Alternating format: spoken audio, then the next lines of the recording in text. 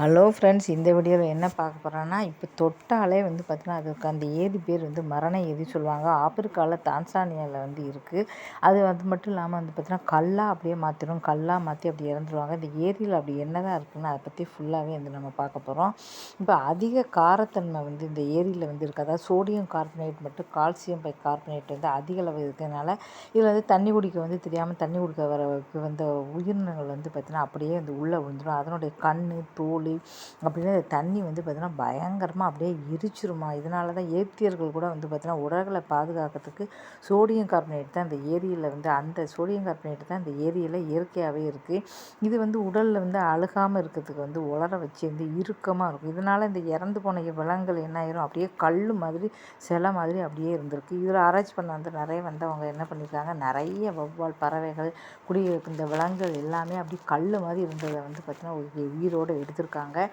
சுமார் 15 லட்சம் ஆண்டுகளுக்கு முன்னாலே வந்து பார்த்தீங்கன்னா நில அதிர்வு எரிமலை வந்து இந்த ஏரி வந்து செயல்பட உருவாயிருக்கு.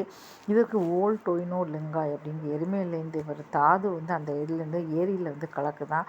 இதுக்காக வந்து சிகப்பு கலர் நிறத்தில் வந்து பார்த்தீங்கன்னா தாதுக்கு மட்டும் காரணம் கிடையாது. உப்பை விரும்பு ஹாலோ ஆர்கியா மற்றும் சைனோபாக்டீரியா அப்படிங்கிற நுண்ணுயிர் மட்டும்தான் இந்த அடர் சிவப்பு தனம். அதனால தான் அந்த ஏரியே சிவப்பு கலராக இருக்குது சொல்கிறான். அந்த ஏரி வந்து ரொம்ப ஆபத்தானது அப்படின்னாலும் இது உயிரினங்களே இல்லாத இடம் அல்ல அப்படின்னு சொல்கிறாங்க. ஏன்னா ஃப்ளமிங்கோ அப்படிங்கிற வந்து பறவைகளுக்கு இது சொர்க்கமாக, மற்ற விலங்குகளுக்கு யமனாக இருக்கும். ஆனால் இந்த ஏரியினோட நீர் வந்து பார்த்திங்கன்னா ஃப்ளமிங்கோக்கு வந்து ரொம்ப ரொம்ப பாதுகாப்பாக இருக்கும். எப்படி அப்படின்னால இந்த ஏரி ஆபத்தானது அப்படிங்கிறனால எந்த ஒரு விலங்குகளுமே இங்கே வந்து வரதில்லை. ஆரம்பத்தில் நிறைய இது விலங்குகள்லாம் வந்துருந்துச்சு.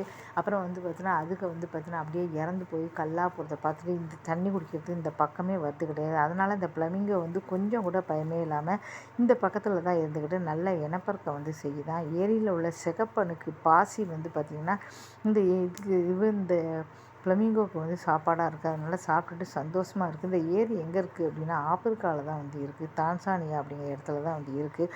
பார்க்குறதுக்கே பயங்கரமாக இருக்குது இந்த ஏரி அப்படின்னு சொல்லிட்டு. அந்த ஏரி பக்கத்தில் வந்து எந்த ஒரு விலங்குகள் எதுவும் வராது. சோடியம் கார்பனேட்டால் அப்படியே விழுந்தது வந்து கல் மாதிரி ஆயிடுறதுனால எந்த இதுவுமே உயிரினங்களையும் இந்த ஆரம்பத்தில் வந்து எதுவுமே இது தெரியாது. உயிரினங்களோ பறவைகளோ நிறைய வந்து தண்ணி வந்து குடிக்க வந்திருக்கு. அப்போ வந்து பார்த்தோன்னா விழுந்து இறந்து போய் அந்த இறந்து போன உயிர்கள் எல்லாமே ஏரிக்குள்ளே பார்த்தியா நிறைய கல் மாதிரி வந்து நிறைய கல்லுக்கள்லாம் அங்கங்கே நின்றுக்கிட்டு இருந்திருக்கு.